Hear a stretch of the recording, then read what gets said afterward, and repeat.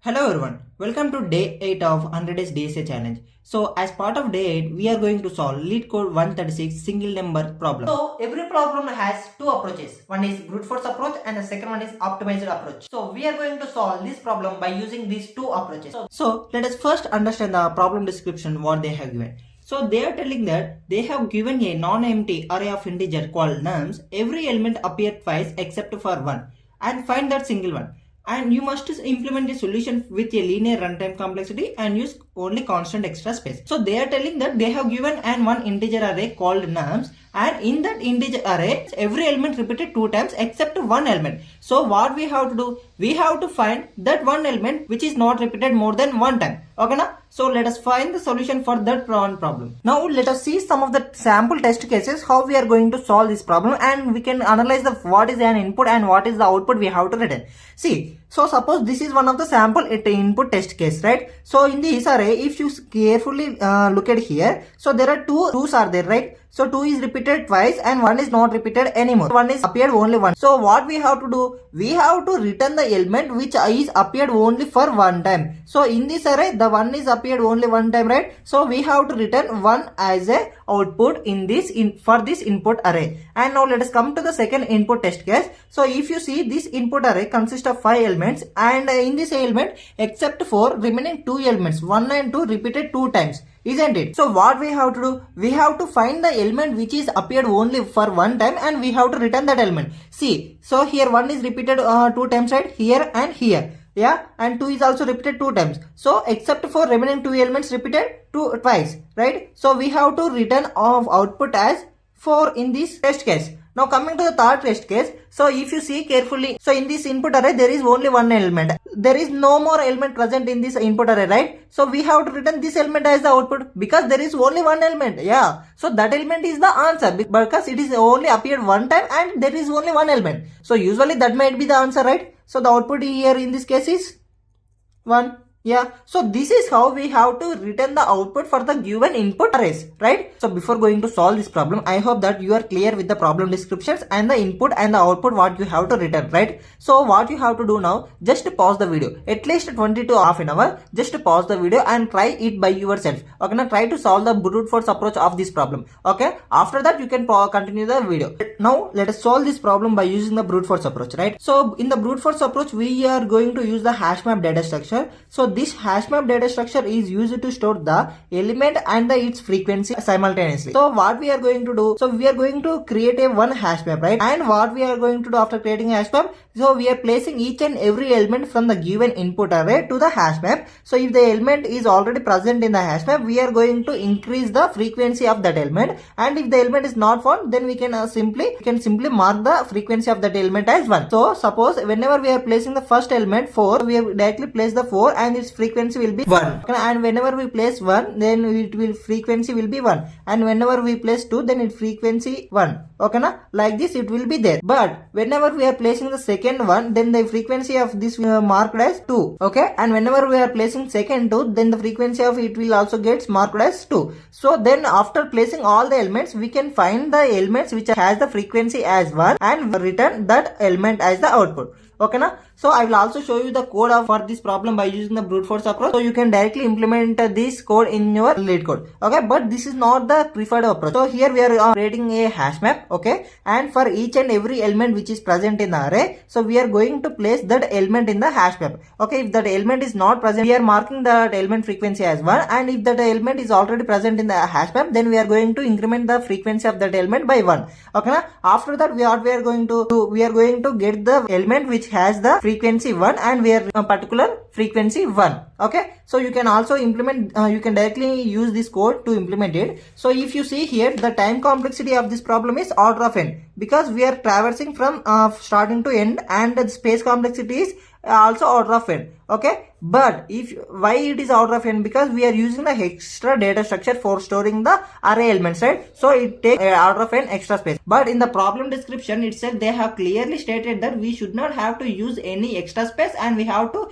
implement it in linear runtime complexity. Even though we are implementing it in linear runtime complexity, I mean order of n time, but we are not using only constant extra space, but we are using order of n extra space to store the elements here. So this is not the preferred approach. approach. Now let us solve this problem by using the optimized approach. So how we are going to solve this problem by using the optimized approach? In the optimized approach, we are going to solve this problem by using the XOR operation. So what is meant by the XOR operation? XOR operation is shown by this symbol, and in the XOR operation, if there are two inputs, right, like A and B, if both the inputs are same, the output will be results in 0. Okay na? If whatever it may be the input, if both the inputs are same, the output might be 0. Clear? And if both the inputs are different, like 0 and 1 and 1 and 0, the output will be results in 1. Okay, so is this clear for you? So we are going to use this principle in for solving this problem. So let us take that here A and A is the same number, right? So what will be the A XOR A? The output will be 0.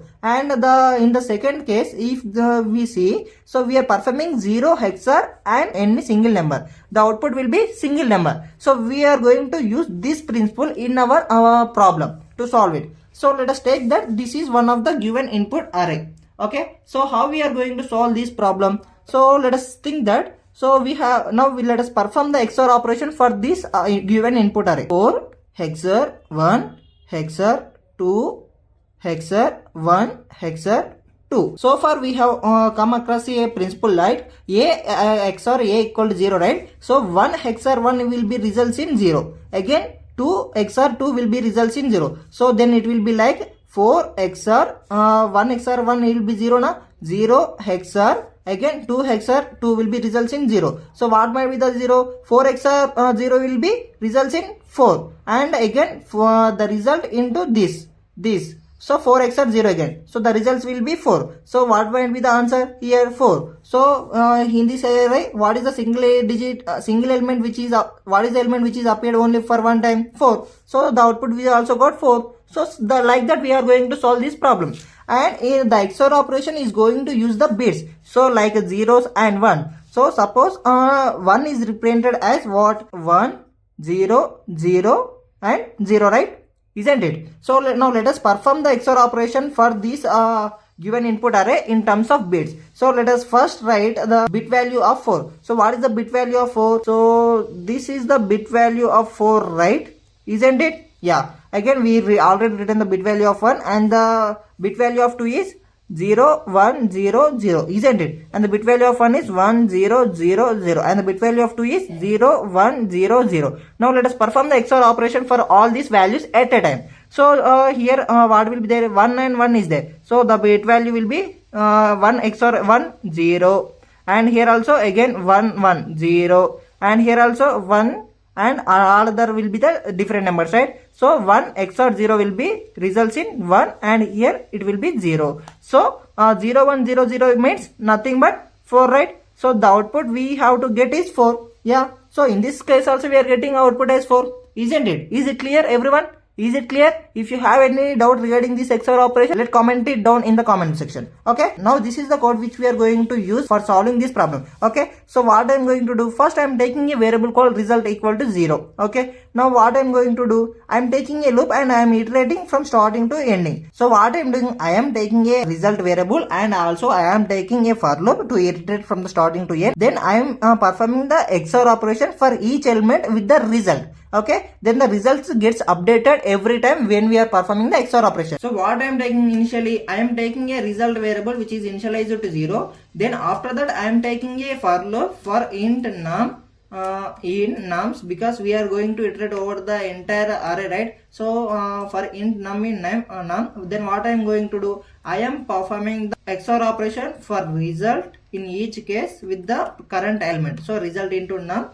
So after performing the XOR operation, at the end we have to return the result. So whatever the element which present which gets appeared one time, that might be written, and the remaining all the values are repeated twice gets cancelled. Just run it. I hope it will work. Yeah. So all the test cases are passed. Now let us check it by submitting our code. Yeah, I'm submitting the code.